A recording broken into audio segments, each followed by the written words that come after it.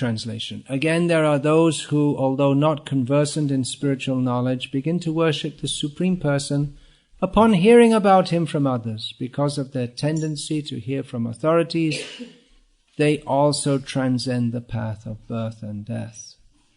Purport.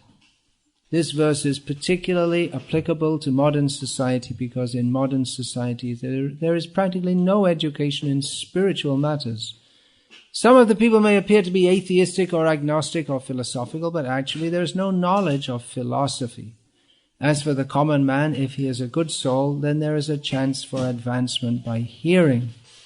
This hearing process is very important. Lord Chaitanya, who preached Krishna consciousness in the modern world, gave great stress to hearing, because if the common man simply hears from authoritative sources, he can progress. Especially according to Lord Chaitanya, if he hears the transcendental vibration, Hare Krishna, Krishna Krishna, Hare Hare, Hare Rama, Rama Rama, Hare Hare. It is stated, therefore, that all men should take advantage of hearing from realized souls and gradually become able to understand everything. The worship of the Supreme Lord will then undoubtedly take place. Lord Chaitanya has said that in this age no one needs to change his position, but one should give up the endeavor to understand the absolute truth by speculative reasoning. One should learn to become the servant of those who are in knowledge of the Supreme Lord.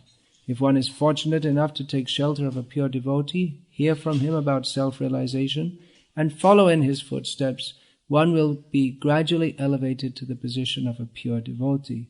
In this verse particularly, the process of hearing is strongly recommended, and this is very appropriate. Although the common man is often not as capable as so-called philosophers, faithful hearing from an authoritative person will help one transcend this material existence and go back to Godhead, back to home.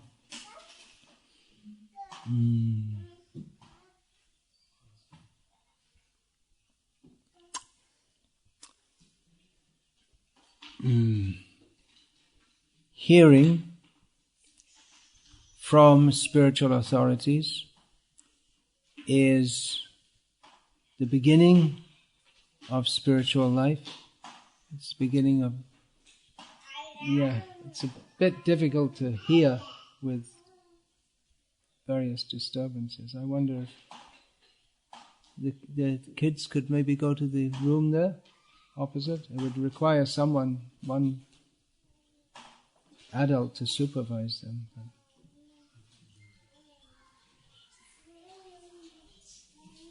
I don't know if it's possible for them to sit quietly, but it would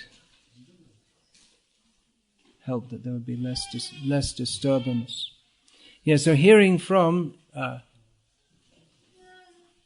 spiritual authorities is the beginning of serious spiritual life. What is the beginning, actually? Sorry. What is the beginning? Well, you could say that even in the non-human form of life, even if a dog, means a jiva who is presently in the body of a dog, gets some Krishna prasadam, you could say, well, that's the beginning of his spiritual life. So any contact with Krishna consciousness, that is all beneficial. But when someone is prepared to hear seriously and inquire seriously about the nature of spiritual reality, Sanatana Goswami said to Chaitanya Mahaprabhu, Ke ami ke nayamai jare tapatrai. Who am I and why am I suffering the threefold miseries in this world? So when one comes to that platform of inquiring in that way and is ready to hear from spiritual authorities, then his spiritual life really begins. Then he can start to be free from misconceptions, understand the nature of reality, and make rapid progress. So Srila Prabhupada begins his purport by saying this verse is particularly applicable to modern society because in modern society there's practically no education in spiritual matters. Now, there is a lot of education. If we just truncated this sentence, people wouldn't understand it at all. This verse is particularly applicable to modern society because in modern society there's practically no education. If we stop the sentence there, people say, what do you mean no education? There's so much education. So much education on so many different topics. But Srila Prabhupada says there's practically no education in spiritual matters. There are many people who are talking about many things, and with the advent of the internet, everyone has become a philosopher, a propagandist, or everyone has the scope to. And my opinion is, the opinion of anyone is open to whoever wants to take it. So many people are anxious to speak, especially about spiritual subject matters. There are many people who purport to be teachers, but if we are to learn, we have to hear. It's not a difficult thing to understand. Hearing is essential. Unfortunately, in spiritual subject matters, people think that, well, whatever you feel, many people think that, well, whatever you feel, you say whatever you like, but actually, as in any subject matter, spiritual knowledge and spiritual realization requires some training, some education. Those who don't know, they should not speak. There's a Zen Buddhist saying that those who know do not speak, and those who speak do not know. But actually those who know should speak for the benefit of others, and those who don't know, for the benefit of others, they shouldn't speak and try and tell them if they don't know themselves. First one should learn, and then one should become a teacher. But again, the problem is who will hear, because everyone's waving their flag and saying what they think. And people are so besozzled with sense gratification, it's very difficult for them to hear. We find it's very difficult for many people just to sit down and listen to topics which are of immense importance to them.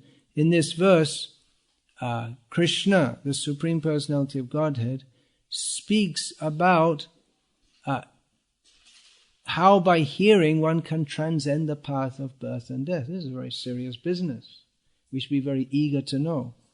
But just like if we're informed that there are terrorists are expected to be active in the area and they might burst into your house at any time and kill everyone, the police warn you of this danger, then there's a meeting in the village to what should you do? What should we do if a gang of thieves or terrorists, armed robbers come? There's a very real risk. What should we do? Everyone would be very concerned and attentive.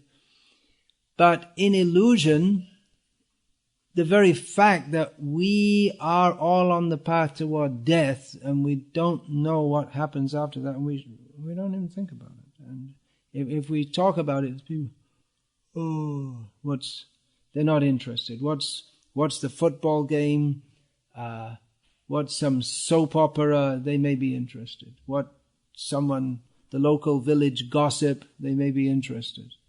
But the fact that we all have to die and that we can transcend birth and death, this overwhelmingly important fact, most people they're not concerned to hear, because there's so much concern with the present, especially in the modern age, TV, internet, so many different kinds of entertainment, diversions, intoxications, plus the fact that all of these combined with the fact that we've been educated in an educational system where the educators themselves don't know the goal of life, don't even have any clue that there is any goal of life, anything more than getting educated, getting a job and earning some money. scientists telling us, we hear so many things from the scientists which we're supposed to believe, and so-called religionists, and in this way the people are going on talking, but they have nothing of any substance or real value to communicate to us. That's why people go to school for, I think, minimum 10 years, and if they learn anything, they forget it. In fact, when I was at school, I was told that the moment, one of the teachers said, the moment you finish your final exam, you can just forget everything because it's of no practical value whatsoever. The teachers themselves said, and actually it's a fact. So there is education, but the real education, what is the purpose of life? Who are we actually? Why are we subject to birth and death? How can we get free from that? These topics which we should hear, there's no one to teach, and we're not inclined to hear. So it's a very dangerous situation. Even if people become interested in spiritual life, generally they go to some cheaters, or they think anyone can have any opinion.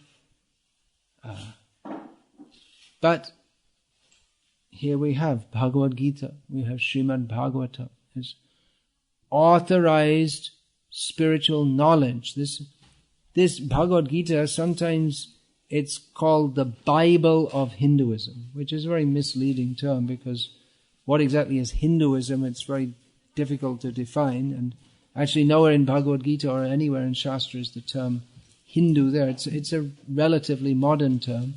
And also to say the Bible, the Bhagavad-gita is very different from the Bible, and as one reason, important reason, is that the Bible, those who profess to be votaries of the Bible, they say, well, you just have to believe it. Whatever, you just believe it. But Krishna doesn't say that in Bhagavad-gita. This is a book of knowledge. It's something that is taught to be understood. Of course, one has to have some basic faith to understand it. And that's true in every subject matter. If you go to study computer science in a college, and as soon as the lecturer starts speaking, say, "Oh, I don't believe that," and then you can't learn anything. You have to have some at least initial faith that there's something which you have to learn here. But it is a book of knowledge, and Arjuna, he asked questions, and the dialectic process of question or even challenging the what's been stated and then trying to understand in this way, this is encouraged. It's not, so the Bhagavad-gita is not really a Bible in the sense it's just something that you have to believe without any intelligence there. And I mean, that was a question I had even as a child raised in a Christian culture. Well, you say to believe this, and someone else says to believe something else. How am I to know what's what? Some people tell me that if you believe in the Pope, you go to hell, and some people say if you don't believe in the Pope, you go to hell. And what do I do? Flip a coin? I don't want to go to hell, but there's no intelligent way to understand what's what. But Bhagavad-gita isn't like that. Bhagavad-gita gives us spiritual knowledge. So it is intelligent to want to get free from birth and death, and to hear from persons who are trained in the process of getting free from birth and death. Just like you wouldn't want to learn computer science from someone who doesn't know anything about it, and nor would such a person have the gall to attempt to teach it. Or if he did attempt to teach it, he would be pulled up by the authorities, that you can't give a course in computer science if you don't know anything about it. And then even if he started to teach and people came to him, well, they'd all go away very soon, and they understood he doesn't know anything and he can't teach you. Unfortunately, So in spiritual life, one should approach, as in any subject, one should approach people who have studied, who've been taught, who practice it themselves, who are experienced in it. And then if we start to follow them, then we get a good result from doing so. However, in spiritual life, what's happened is that there's been such mispropaganda about spiritual life that mostly people have very wrong conceptions about what it is at all. You may say, well, how is that possible? How can everyone be fooled? Well, it is possible. Just to give an example, there was a time when people thought that if you sailed far enough west of Ireland, that you'd fall off the edge. People believed it. Seemed to make sense, right? You see the sea's flat, and you can't see the end of it, but there should be an end somewhere. So, you go sailing, and then people believed it. Everyone believed it, and everyone thought it was true. And what to speak of that? There are so many times you've heard the world is coming to an end. It's come to the end in December 2012. That's the next time it's coming to an end. It's always just coming to an end. Last year, I think it was last year in May, it was all over the internet. Some pastor in America said Jesus is coming and gave the date. And the date came, and as usual, people got up in the morning and yawned. Those who had never even heard of this. And the next morning came, and I've been hearing this all my life. Jesus is coming in this year, next year, or the end of the world. And many people believe it without any grounds. They say, well, we've calculated from the Bible and all this. And they go on like this. And they get people worked up, and people sell off all their properties because they think to propagate, be saved. And then the time comes and goes, and neither are they saved, nor do they have a house to live in. So human foolishness can be immense. As the great sage Einstein said, both the universe and human stupidity are unlimited, but I'm not sure about the universe. So he's a clever guy, no doubt. Not clever enough to ask the right questions, such as how to get free from birth and death, but clever in his own sphere.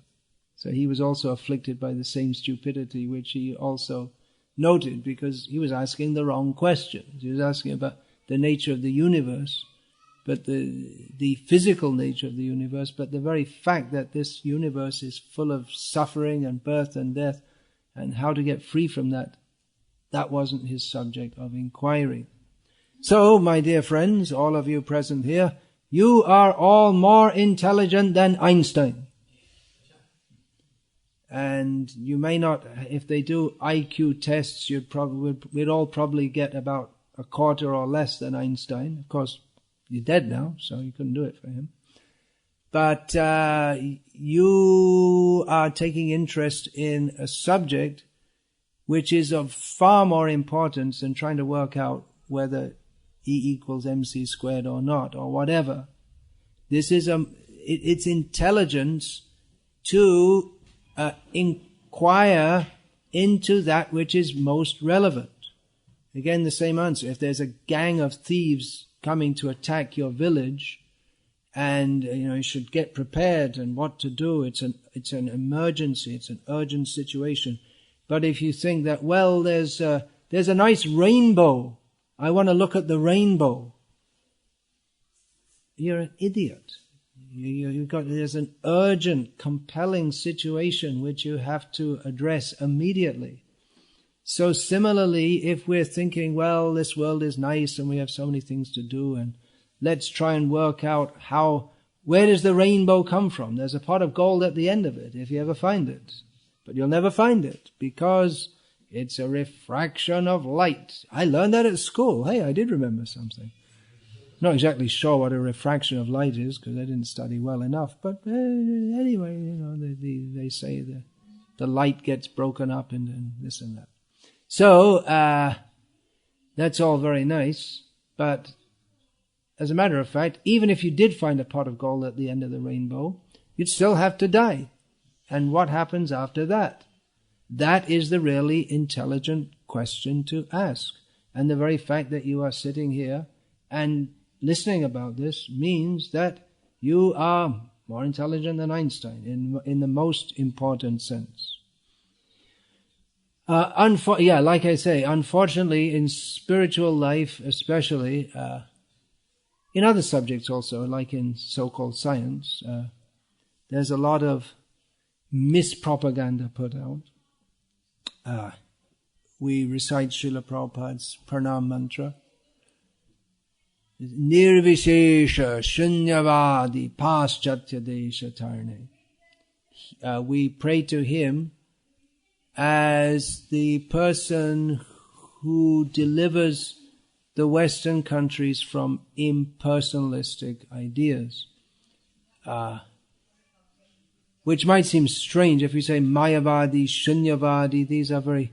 These are technical terms which pertain to various specific philosophical schools that have been prominent in India and in places where, from India, Buddhism has traveled.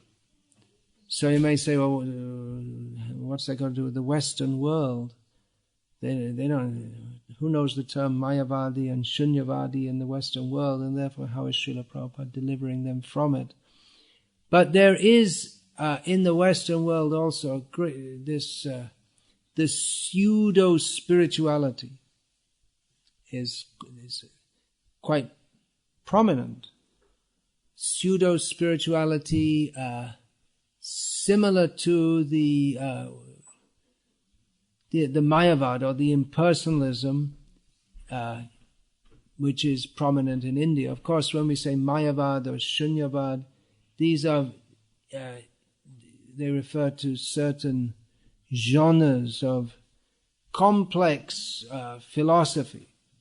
They're complex. They have to be complex because their conclusions are nonsense. That everything is one, or that there is nothing. The conclusion of Shunyavad is difficult to say because they don't really have a conclusion. They have philosophy, but there's no real conclusion. There's no real conclusion. But anyway, ultimately it doesn't make sense. But if you talk lots of complex philosophy and people get lost, and then they think, well, that's very intelligent, and then they come to think that, well, everything is one. I am you and you are me and we are all together and all this kind of thing, which doesn't really mean anything, but it sounds good, right? Sitting on a cornflake and all this kind of thing. It sounds, wow, that's really, really profound, I am you, you are me. You got me convinced. Okay, give me your money because you are me, and so I'll take your money. And it's a con game. Or someone, you invite him to lunch and he comes over and then you sit down and eat and you don't give him anything. And you say, well, you invited me to lunch too. Yeah, I invited you to lunch. I'm having lunch. So I invited you, and you are me and I am you. So I'm eating and you're the same as me. So you don't need to eat also. You can think up so many absurdities. The whole thing's absurd, but this neo-Mayavad or impersonalism, New Age it's called, in which there's no specific, or there may be different organizations, but it's the whole idea of being spiritual but not religious. Means you just kind of feel spiritual, and everyone they mutually agree to that, well, yeah, everyone's God. You're God? Yeah, okay. Well, I'm God too. Yeah, we're all God. Yeah, I feel my godness. No meaning to it. Referring to 1966, Srila Prabhupada being in New York City at that time, Hayagriva Das, one of the first disciples of Srila Prabhupada, wrote about some of the misconceptions which were prominent among the hippies and beatniks and whatnots who were hanging around the Lower East Side of New York City. He wrote that another popular concept rekindled by psychedelics is the belief that man is already God but simply hasn't realized it. Another popular concept rekindled by psychedelics. That means drugs which induce psychedelic experiences, or it can mean also person who used such substances. So man is, you see, we're God, but we didn't realize it. But now, go forward 46 years, and now we realized it. We are God. We're all God. Everyone in this New Age or Neo-Mayavad without any real philosophy, this idea that, well, everyone is absolute and whatever your opinion is, what you believe is true for you. Which, according to any philosophy or logic,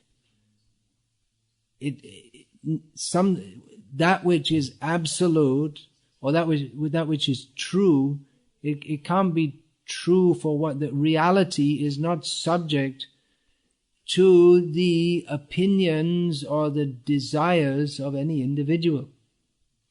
That's why when Srila Prabhupada, whenever he was asked, do you believe, or whatever, and then whatever, do you believe in this, that, or the other, Srila Prabhupada would reply, it's not a question of belief. There's in the Science of Self-Realization, you'll see there's one journalist interviewing Srila Prabhupada. I think that's Sandy Davis is the name. And she asked Srila Prabhupada, could you tell us about Krishna consciousness, about what you believe? And Srila Prabhupada said, yes, it is not a question of belief. Krishna consciousness is a science. So this idea that just, well, whatever you believe, that's true, just for you, as if the individual is the creator of reality, or that reality depends on the individual. But as we learn in this verse, mrityum, you may think I am God. One may think that my reality, I am making it, but we are all subject to death. We are controlled. We may think, just like someone may sit on the edge of a mountain and meditate in the pre-dawn hours. Sun come up, and the sun comes up, and he thinks, you see, I made the sun rise. It's just farcical, or it may be cloudy that day, and all he gets is he gets rain on his head for all his efforts to make the sun rise. But people, some people who indulge in this, they think this is wonderful, spiritual, you see, and they talk in things like feeling oneself to be attuned to the cosmic rays. It doesn't mean anything, but to them it sounds spiritual, and other people think, oh, it's very profound. But there's nothing profound about it. It's just, it's stupid. It's like like one kid, is a bunch of kids playing, and one imagine, you see, I'm a soldier, and you're another soldier, and they pretend, and I'm the king, and I'm another king, but they're not kings. They're just children playing. And the farcical thing is when they grow up, they think they're God, and But they're just like children playing. They're just like the children in their play, they imagine themselves to be a king, and in their play they may be very convinced. But it's just children's play. So someone may imagine that I am God, but it's just like children playing. And it's actually it's like a psychological defect. I mean, if you see children playing I am the king, it's okay, it's kids. But when someone grows up and they say I am God, probably all of us who have been preaching Krishna consciousness, distributing books, we've come across plenty of people who say I am God, and they really believe it. But for all their belief, they may be convinced, but they're not. It's a madness. I mean, if I went around telling everyone I'm David Cameron or Barack Obama, and you really believed it, you'd probably get locked up at some point. Well, I don't think they lock you up nowadays. They just give you some drugs. If you wanted to behave like that and tell everyone, and you have to sign some form, and you sign it David Cameron. Something seriously wrong with this person if you think that you're the prime minister, but you're not. So what to speak? Well, I'm God. How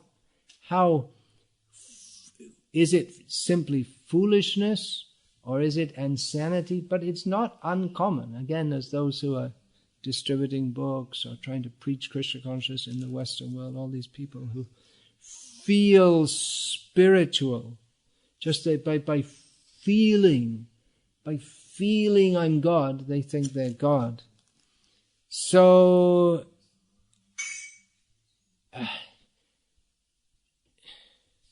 what to do? Don't listen to such people. I mean, even if you're going to be a lawyer or a doctor or an engineer, even to get a job serving chips in McDonald's, you have to take some kind of training, right? Something. But to be God, you just have to imagine it. And to be a guru, you just become expert in talking waffle, spiritual sounding waffle, and someone will believe it, but actually it should be regulated by the state, just like you can't become a doctor without getting proper training, because people's lives depend on that. To become a lawyer, you have to be trained, because there's so much you have to know. Otherwise you can't work.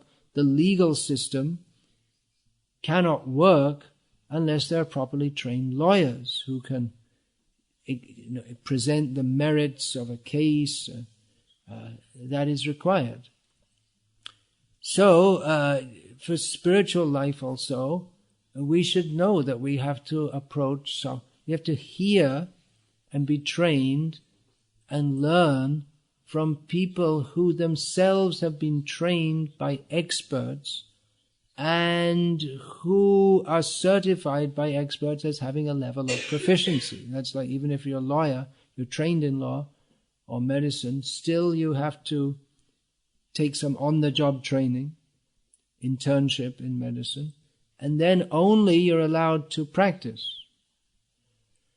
So similarly in spiritual life, if we say that, well, someone's fate is in the hand, the lawyer, the judge, they have to understand the law very clearly, otherwise they may unfairly punish someone, or they may let someone free who's a menace to society. So lawyers have a very responsible position. Doctors are very responsible in dealing with people's lives and their health. And what to speak of spiritual life, where it's more important even than a lawyer or a doctor who are dealing with our present temporal situation. But those who are spiritual guides, they are taking responsibility for guiding us so that we can get free from birth and death. Or otherwise, if they're not competent, then in this the central mission, or practically the only real purpose of human life, is to get free from birth and death, to understand who we are? The answer is very simple. We're all eternal servants of Krishna. But to understand that in all its depth requires, and to be fixed in that understanding requires much training. So of course, in New Age there are also so-called gurus, but they're self-made quacks. They're not spiritual masters. They call them guides or something like this.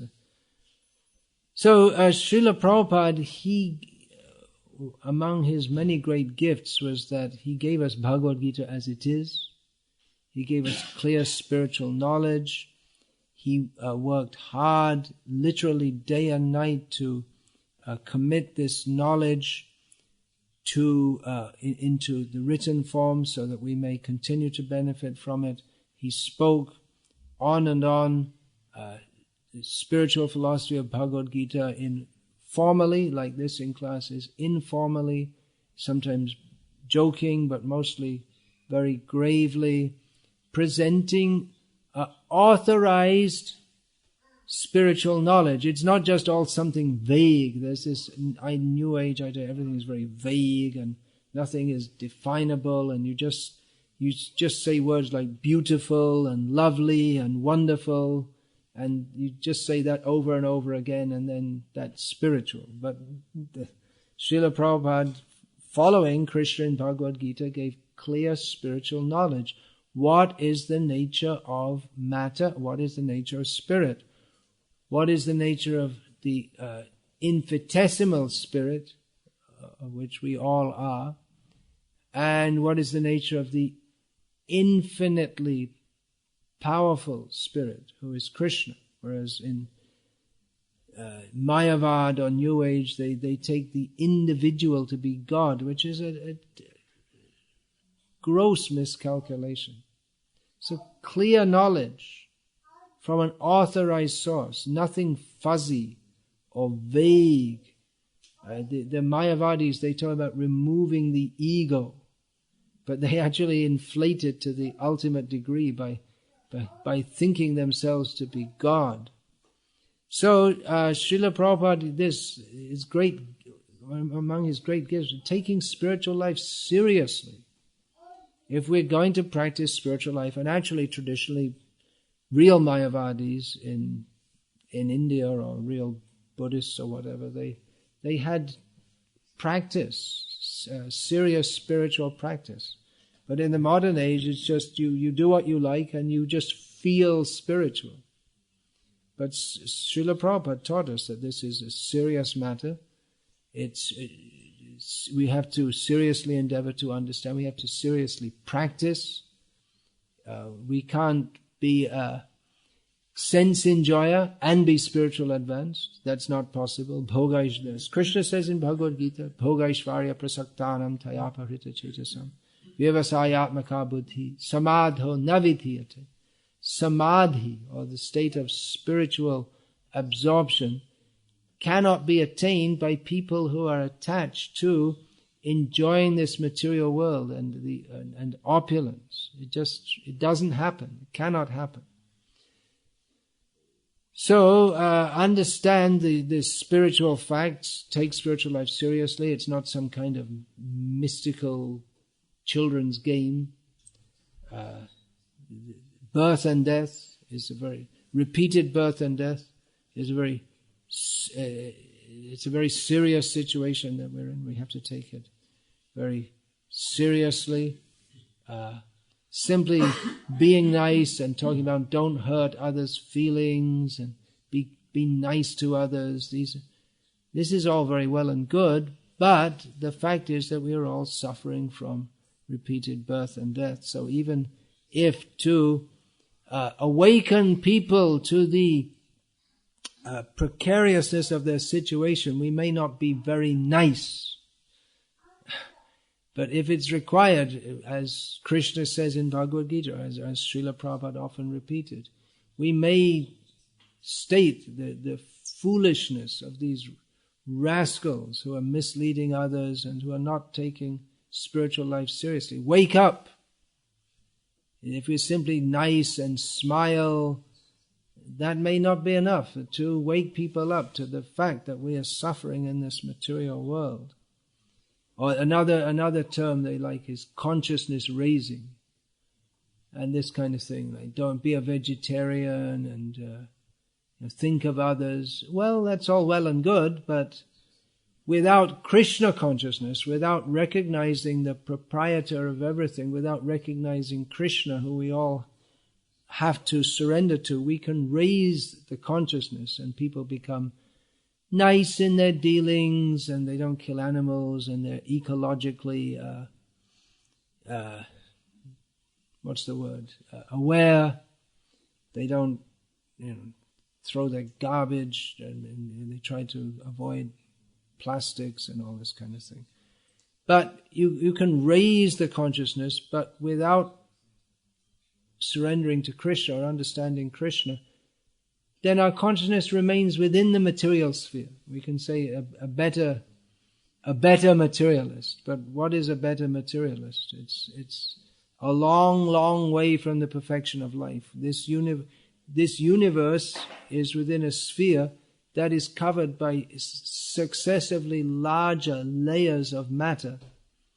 So we may raise our consciousness a little bit, but we've got a long, long way to go to Vaikuntha, the land or the place of surrender to Krishna. Genuine spiritual consciousness means to be aware of who we are as eternal servants of Krishna and surrender to Him. And even if we are as green can be, without Krishna, we're going to remain in this material world. Even those Mayavadis who by severe spiritual practice, they do go beyond the material world. If they don't surrender to Krishna, they're going on beyond the material world is only superficial and they fall down again. That's stated in Srimad Bhagavatam. Yenye ravindaksha vimuktamaninas tvayasta bhavad avishuddha buddhyaha aruhya kritshrena parang padang datam patantyadho nadrita yushmananga. Persons who think that they are liberated because they've made much effort to do so, and with much difficulty over many lifetimes, they raise themselves, their consciousness beyond this material world, but because they neglect to surrender to Krishna, they're not properly placed, they're just floating, and they fall down again into this material situation. So all this consciousness raising, spirituality, being spiritual but not religious, these are all excuses for avoiding Krishna. And as Srila Prabhupada pointed out, again based on Shastra, those who are not Krishna conscious, even though they might appear to be good in various ways, they're not actually very good. Because the very fact that they are avoiding Krishna is the greatest fault in itself. So we should hear this transcendental science. Not just to think that we are spiritual or have some spiritual process that avoids Krishna. There is an authorized spiritual science. The basics of that are described in Bhagavad-gita. When we say the basics, we should understand this is Raja Vidya, the highest knowledge. So the basics of the highest knowledge, it's very high. Just like the basics of nuclear physics require considerable education even to enter into the basics of nuclear physics or neuroscience. The basics of neuroscience require considerable education to even enter into. So when we say Bhagavad-gita is the basic knowledge, basic spiritual knowledge, that doesn't mean that it's just something on a very low level. It's on a higher level than anything any materialist can even imagine, or even these so-called spiritualists who are just waffling and blabbering, and they don't really have anything of any substance to offer. So, if we are actually interested in spiritual life, which we should be, then we should regularly hear and learn from authorities, those who are teaching according to Bhagavad-gita, Srimad Bhagavatam, the authorized treatises of spiritual knowledge, and who are practicing that, and who can guide us. Otherwise, we have to remain within the sphere of repeated birth and death. So Krishna is here in this verse speaking about persons who are not conversant in spiritual knowledge, but who get situated on the path of spiritual realization by assiduously hearing from persons who are situated in Krishna consciousness. So this temple is here. Worship of the deities, Radha Govinda, Sri Sri Gauranitai, that is going on. Service in various ways to the deities is going on. Kirtan is going on, but the one major function is that people can come here and hear.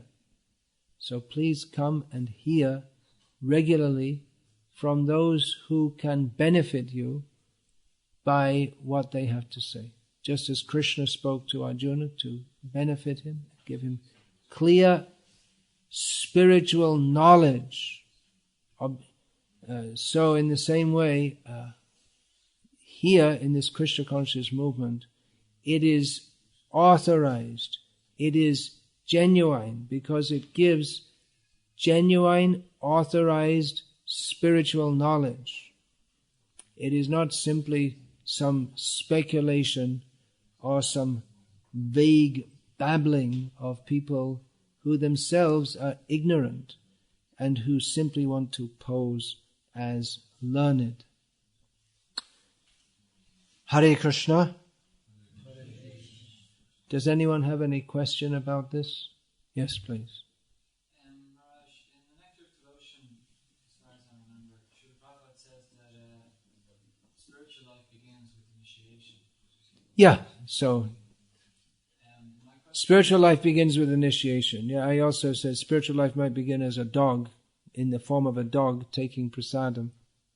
So where you say the beginning, well, there could be various beginnings, but I said that the real seriousness begins with hearing. So, Diksha means Divyam Jnanam Yato Dadyat Purva Papasya Sankshayam. To attain spiritual knowledge, Divyam Jnanam, but Diksha is the process by which spiritual knowledge is given, and one's sins, previously committed sins, are destroyed. So the essential part of the Diksha is not the ceremony, it's the hearing. The ceremony is also important, but hearing, that is the beginning of initiation. Just to explain that, there is sometimes propaganda among certain devotees that you cannot make any spiritual advancement without initiation. You cannot make spiritual advance without initiation. Yeah. So my question is that there are many devotees in ISKCON who have served over the years, like maybe even decades, but have not been initiated. Devotees who have served for many years, over decades, they're not initiated. The essence of initiation is the willingness to hear and to commit. The ceremony is a formal commitment. And Srila Prabhupada also writes that those who are reluctant to be initiated, they cannot make any proper progress. So the essence of Diksha is commitment, but it is expected that one formally does so also, that one it's not just something vaguely committed or just committed to an idea or a principle, but it is expected that one formally does so also. So that is also required. Simply to sit in a ceremony without committing oneself is meaningless. Better than that is to serve seriously, but that should be. I'm missing my words again. Just like the marriage is when the husband and wife consummated. Yeah. So the process of service is consummated by the formal initiation, because it's not just me and Krishna. Krishna doesn't accept that. We have to commit ourselves to specific devotee also. It's very, very clear from the Vaishnava teachings and the tradition. Now I know that there have been many problems in the execution of this, but that is the system. Doesn't mean that you have to rush into it. Better not to rush into it. Well, or it may be taken the other way. Better I rush into it, because you never know, I might die tomorrow. So that's also a consideration. But one should see, just like if you want to go to medical college, you may select which is the best one, where I can learn best. So one should look and see, not just take any medical college or any quack that comes and says, well, I can teach you. I'll give you a medical degree in 3 weeks. I'll teach you everything. You can get everything. You should know this person's a cheater. So if someone comes and says, I'll give you Krishna Prem and you don't have to follow anything. You just take initiation from me. You should know. You should just turn around and run as fast as you can from people who promise everything without any commitment. Yeah, please. Question? Prabhupada says the Harinam, chanting the Holy Name Maha Mantra, only has effect if it's heard from the lips of the pure devotee. Srila Prabhupada says that chanting the holy name only has effect if it is heard from the lips of a pure devotee. That, of course, is as everything Srila Prabhupada said. I mean, there are some things like his pronouncements on historical affairs, but he spoke from Shastra, so that's derived from this Avaishnava Mukhodgirnam Putam Harikatamritam Shravanam Naiva Karatavya Sarpo Chishta Yatapayam, that one should not hear the nectar of Harikatha from people who are not Vaishnavas. It'll have a poisonous effect, just like milk touched by the lips of a snake. Yeah, so? So when we talk of the Harinam picture initiation, we've seen historically that there's been some... There have been many problems, yeah. So how does one reconcile that? How does one reconcile that? Well, Srila Prabhupada, when he was asked about... In one letter, he wrote that his disciples chanting Harinam, that has this...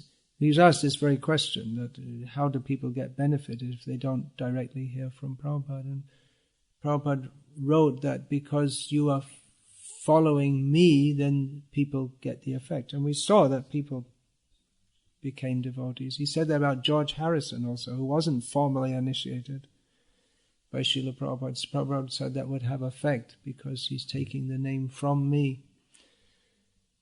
So,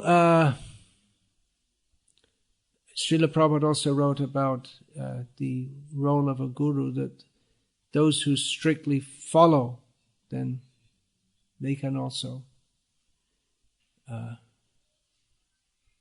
be gurus. So the current comes through. That's what Srila Prabhupada says. Well, Srila Prabhupada wrote about being a strict follower. If one is just like when Srila Prabhupada was personally present here,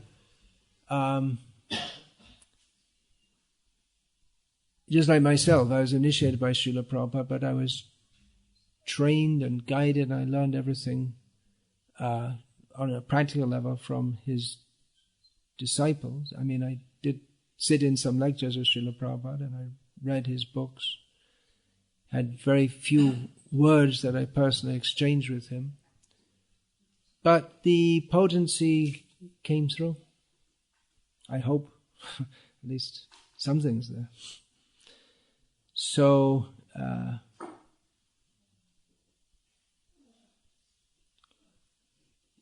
later it was seen that many, talking about my own case, many of those who guided me, they're not now strictly following in the way they were at the time, but as long as they were, the potency was there.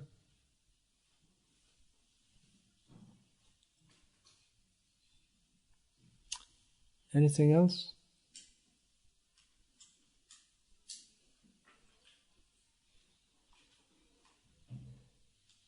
So we'll finish there. Hare Krishna. Please read Srila Prabhupada's books. Highly recommended. Right? You've given out many thousands of Srila Prabhupada's books. The best welfare worker in the whole of Ireland is sitting right here. An ocean of love of Krishna, Das. So, we're very fortunate to have the association of such devotees. I mean, actually, it's just like, you see, I come here, I'm a sannyasi, and even in Ireland there's a little respect given to sannyasis because they're supposed to be advanced and all this, but he'll probably want to get up out of that room now, but you have, talk about the Irish saints, but here's a devotee who for years has quietly been going on, no fanfare, traveling around, distributing books, is extremely humble. Take advantage of this association, serve, and obviously by his life has so much realization, so he can take spiritual, it's very fit to give spiritual guidance. I mean, I see Prabhupada's potency in so many devotees. Here's one. So who can deny that it's being passed on? Hare Krishna. All glories to Srila Prabhupada. Shri Shri Gauranitai ki jai. Shri Shri Radha Govinda ki jai.